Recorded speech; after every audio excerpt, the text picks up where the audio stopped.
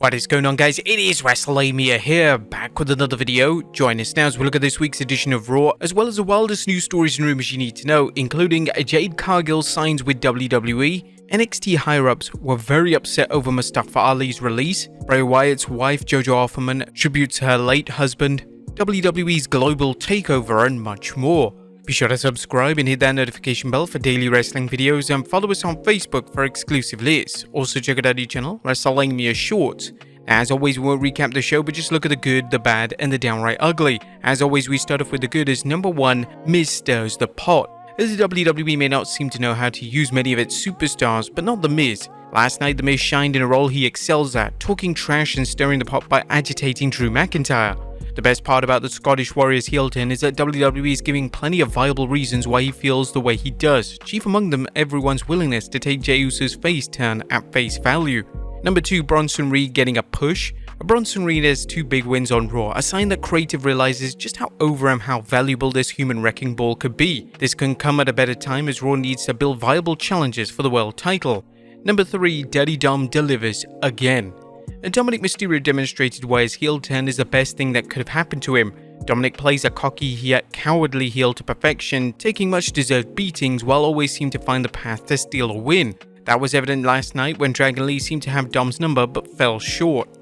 Number 4, Ricochet remembers. Last night's Raw had many problems, but Ricochet wasn't one of them.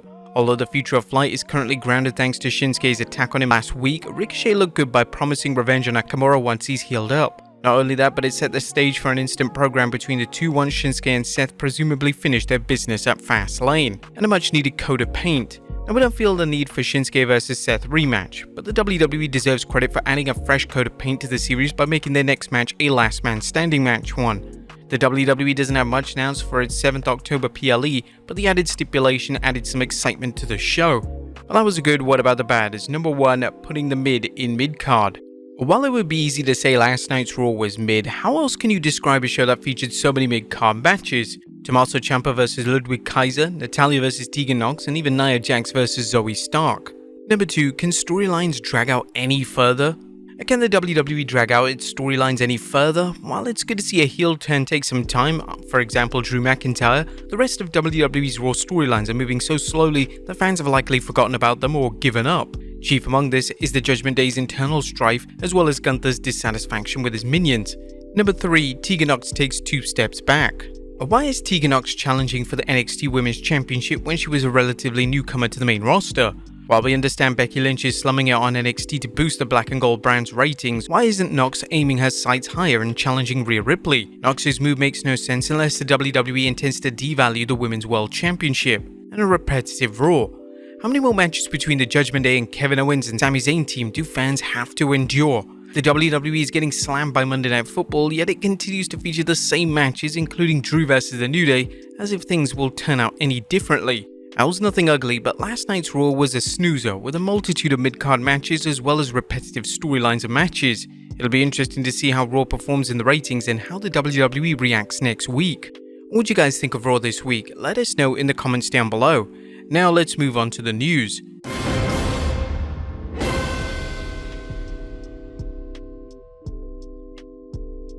Our first bit of news is breaking news as Jade Cargill signs with WWE. On top of today's news is the breaking story from ESPN that Jade Cargill has signed with WWE.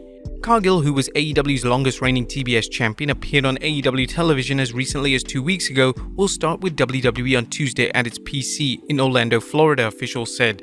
While this news isn't exactly a shocker given the rumors that she was headed to Titanland, it's a major announcement and bad news for AEW, which spent considerable time pushing her and training her only to lose her to its rivals. Now that Cargill has signed, fans are eager to see whether she starts in NXT or debuts on the main roster. Next up, WWE Global Takeover. It looks like the WWE's long-rumored plans of global domination are no longer rumors. While the WWE is undoubtedly the #1 wrestling promotion on the planet, a recent trademark filing for global localization suggests it plans to cement its spot as the king of the wrestling world. Wrestling News shared some insight on what this filing could mean. For years, WWE executives have talked about wanting to set up a PC center in different countries and essentially creating territories with local stars in every region. You may recall that WWE was ready to build several international NXT divisions around the world, but that is until the 2020 pandemic threw the company's plans into chaos. Now that things have settled and the WWE's merger with Endeavor is complete, it appears there's big changes ahead for the wrestling world. Unfortunately, this could hurt the indie scene further as smaller promotions are unable to compete against the WWE. Next up, Jey Uso. So far, so good. It looks like Jey Uso's move to Raw and the WWE's efforts to turn him into a single star are going very well, at least as far as WWE officials are concerned. Fightful Select is reporting Fightful was told that Uso moving to Raw was part of the process and that there are long-term plans for him with the wheels already in motion. Those we spoke to said that Uso is tentatively planned for a long-term, heavily featured role that should carry at least through the next 2 months and will be getting a lot of screen time. WWE officials were very happy with the reactions to Uso. What do you think about Jay's current work on Raw? Let us know in the comments down below. Next up, NXT officials upset with Mustafa Ali's release. Mustafa Ali's recent release is still sending shockwaves throughout the WWE, particularly over on NXT where he was being pushed in a program against NXT North American Champion Dominic Mysterio. According to Fightful Select Sean Ross Sapp, NXT officials had plans and matches lined up for Ali. NXT higher-ups were less than thrilled by the WWE releasing him.